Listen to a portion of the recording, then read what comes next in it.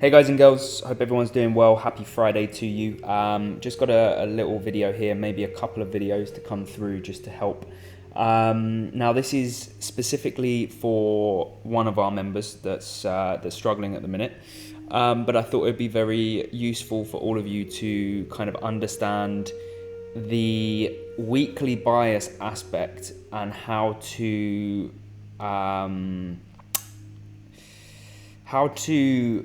navigate your way through that weekly bias whilst the week is in play. So what I mean is, and just for example purposes, let's take something like Euro JPY. So obviously on a weekly bias aspect, when we look at this chart, it's very clear that we are moving in a bullish trend. Okay, we are extremely bullish. We have got a lot of buying pressure coming through on Euro JPY, and based on the rules that we use every single Sunday, is we are expecting the market to attack this high, okay, at this high here, which was last week's, which we've already done this week, okay. Now, as we come towards the end of the week, say Wednesday, Thursday, Friday, it's important to be very, very aware of what has happened so far, in terms of, have we already attacked the high? What is the daily chart saying and the daily time frame saying?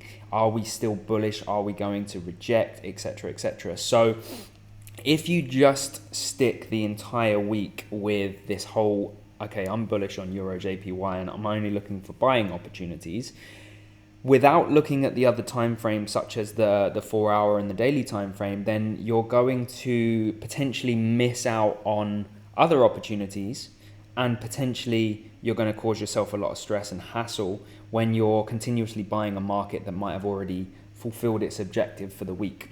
So Euro JPY is a good example because we have, as I said, broken the previous weekly high. We have respected the previous weekly low, so we barely retraced, probably about 40% or so. But where we're sitting right now, okay, is a very risky area to buy because we have popped up 100 pips to all the way to 158, a nice round figure, and then we've actually rejected and pulled back down 100 pips. So what we would have to do if we were still looking at buying Euro JPY is to start to drill down in those other time frames throughout the week. And what's going to help there is going to be the daily, looking at exactly the same thing we look at here, and then also the 4 hourly as well. So as I said, on the weekly, we would have expected this market to be breaking this high. We would have expected this market to respect this low and not break it. Otherwise, that might be a change of bias occurring. But now we've broken it, we've wicked it, and we've rejected it so far on the week. We need to drill down and see what's actually happening on the lower time frame. So if we go into the daily time frame at this stage, right, we can see that it was actually on Tuesday that we had this big push and breakout, right? We had this big push and breakout. So after that day had finished, okay, and we see the next day posting a bearish candle, this now has created a level of resistance, okay? This has now created a level of resistance. And based upon everything that I've taught you guys, when we have this level of resistance, when we have this bearish candle, it's not entirely the strongest selling pressure, but it's certainly something that we need to be aware of. We can then potentially think to ourselves, well, if this candle is bearish and it respects the high of this previous candle, then potentially we might be attacking the low. And that's exactly what happened on Thursday, right? We attacked the low, which then means that if this candle is a very strong bearish candle, which it actually is, and again, moving into today, we respect the high and we break the low, then we're going to continue to see that bearish movement as well. So what we have to do here is we can still use the insight that we have, which is that overall the week is showing us that it's bullish, but we then have to start to think, well, okay, we're getting bearish price action coming through on the daily time frame, and because we're getting that bearish price action coming through on the daily time frame, we're going to have a look at perhaps where the market could come down to, okay, and that is going to be this daily candle right here. Yeah, that's going to be this level right here, which is so far where we've actually been attracted into today, right? If the problem with having just this weekly bias and not considering the other time frames is that you have opportunities that are going to come to light, such as seeing this liquidity taken. Let me just put these marks on. Such as having this liquidity taken around this level here, round figure of 157, seeing bullish pressure come out of that market, and some people might actually think to go long here, okay? And it's not necessarily the wrong decision, but of course we then need to start to really consider the order flow that's occurring currently. We need to consider that daily time frame that I just showed you, and obviously consider the 4-hour time frame as well. So on the daily time frame, what we can actually see is we can see this bearish order flow. Where are we? So we can see this bearish order flow. Okay, market has come down, made a new low, broken this level of liquidity here, and then we've pulled back up into this region again, retesting the order block. Okay, and then we've rejected and we've begun to make a new low again. Then what's happened? We have another order block. Okay, so this is two signs of order flow in the opposing direction of our weekly bias, which can cause a lot of issues, okay? Which can cause a lot of issues. It can cause people to be buying the market when we are maybe rejecting off of this level if we found the right opportunity, and it's just going to cause an instant loss, okay? I'm not saying it's not the right thing to do, but what I am saying is you need to be very, very aware of the order flow, the daily, the 4-hour, and now even on the hour, just to ensure that we're putting all of the odds in our favor. Okay, so with regards to positions that are against current order flow, we need to be very, very proactive. And I might do a separate video on that in terms of trade management, and I'll probably use this example. But if we were to enter this market after this bullish candle, right, we need to be very, very aware that the most recent order block is this one here. And then the next one is going to be either this big one, but it's a little bit too big, I don't like it, but otherwise we've got this one here, right? And if we then do not attack this and we fail and we break and we begin to break lower time frame lows, okay?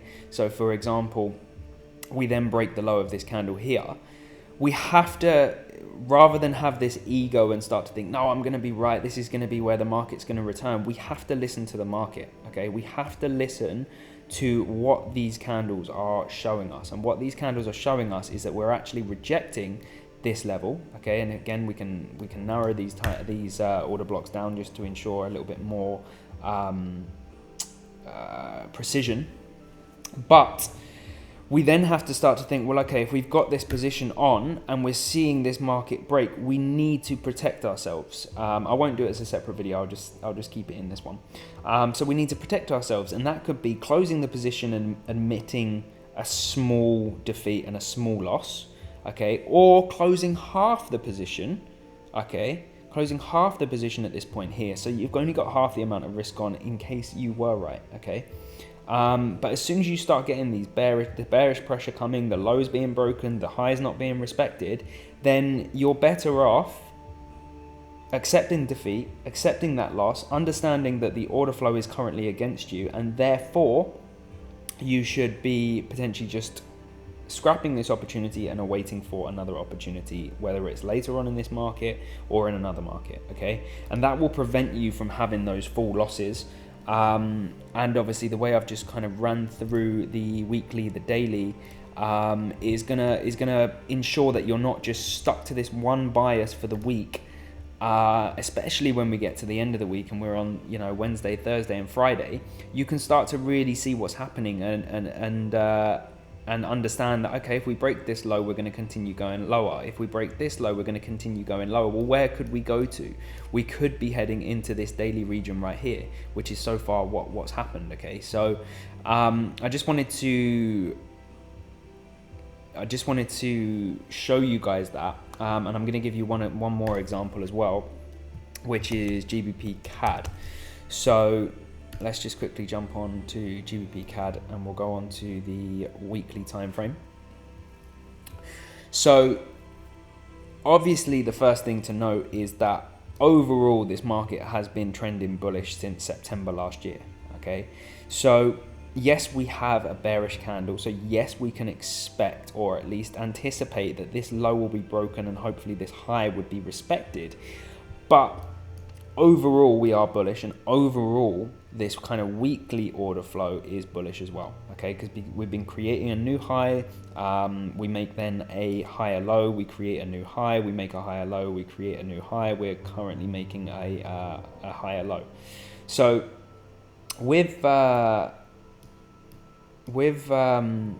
GBP CAD, okay, again, it's all about having that big picture, that overall picture of what's going on. Okay, not just saying, right, I'm bearish on this overall and therefore I'm only looking for sales, I'm only looking for opportunities to sell this market. Okay, that's where you just need to be really careful, because if we did the weekly analysis on this one, what we would do is we'd expect that bearish move, we'd expect this break to happen, but we would also be highlighting this region here. Okay, this area of just because these ones are not perfectly aligned, I'm going to highlight the whole region, which is going to be, why is this being funny?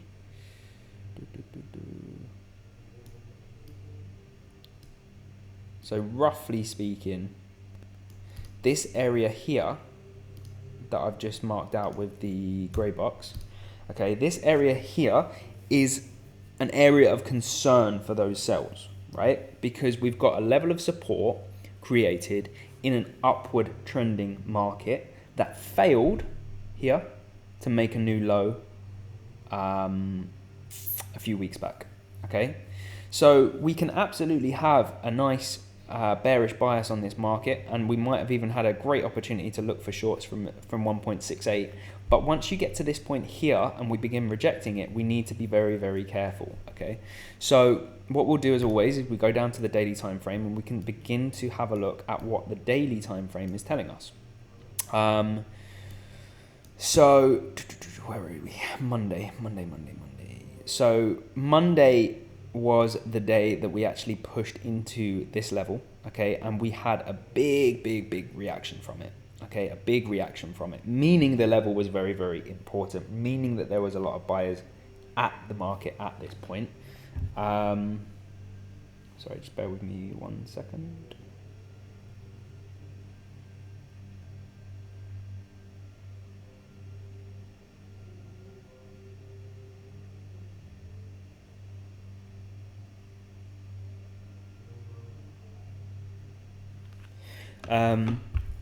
So yeah, this level held up really nicely, but we knew that it had the potential to do that.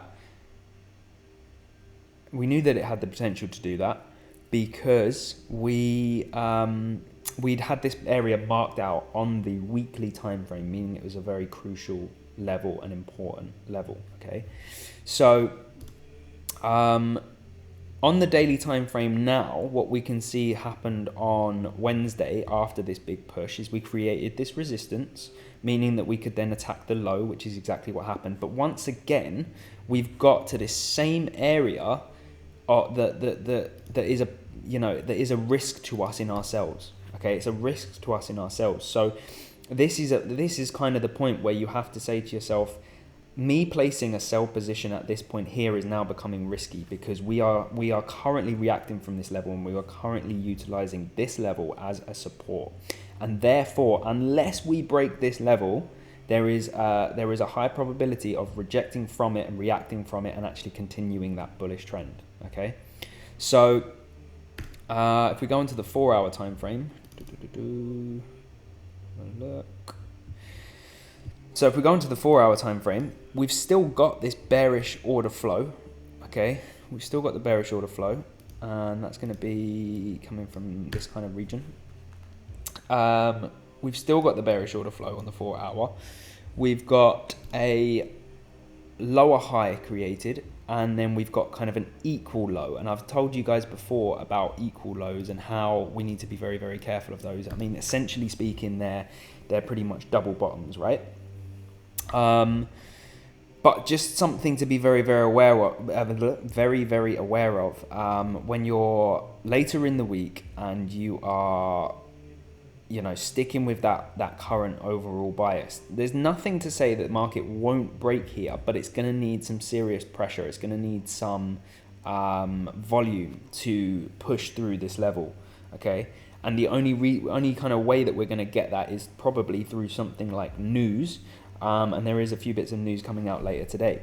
But otherwise, placing sell positions here become very, very risky. Okay, placing sell positions around these levels become risky because unless, of course, you have a very short-term bias and you're literally looking to get just 20 pips or so out of the market. Okay, if we just narrow these order blocks on the hourly time frame, what we're going to see is we're going to see how the market reacted perfectly from this level. Okay, which would have been a potential entry, but this is where your profit taking should be occurring. You shouldn't be expecting the market to break through here, especially at 7-8 o'clock at night my time, when the volume is going to be dying off. Okay, we've also then got the order blocks and the order flow coming from here, which was perfectly tapped as well. But again, profit taking has to occur based on these lower time frames and being very, very aware that we might not necessarily smash all the way through this. If we go on to 30-minute time frame, we can start to see a little bit of bullish order flow occurring.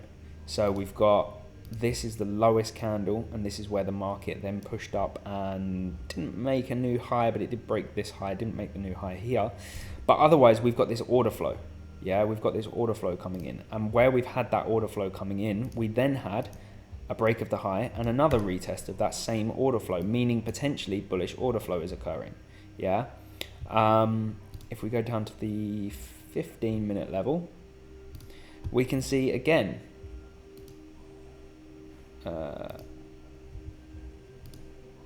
that the market has reacted from this level here, which is again the order block and the order flow that we're currently seeing on the 30-minute time frame. So it's really, really important to get that overall bias, that overall analysis, by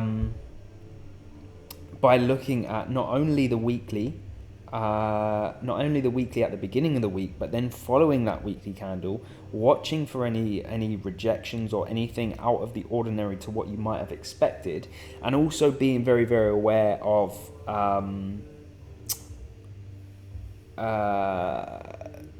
the rejections that are coming after the breaks of the highs or lows, because that potentially means it's already kind of fulfilled its objective for the week, and now is the question of whether or not it's going to be a liquidity grab or whether or not it's going to keep pushing and keep growing. And again, it depends on that overall bias, that overall perspective of weekly, daily, 4 hourly.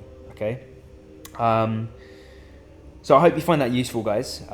Just something a little different I wanted to do. There was one other thing I was going to run through as well, and I'll probably do that in a separate video. So once you've listened to this, let me know if it helped at all. And of course, if you've got any questions, just pop a message to me or in the group, and obviously more than happy to help as always. All right.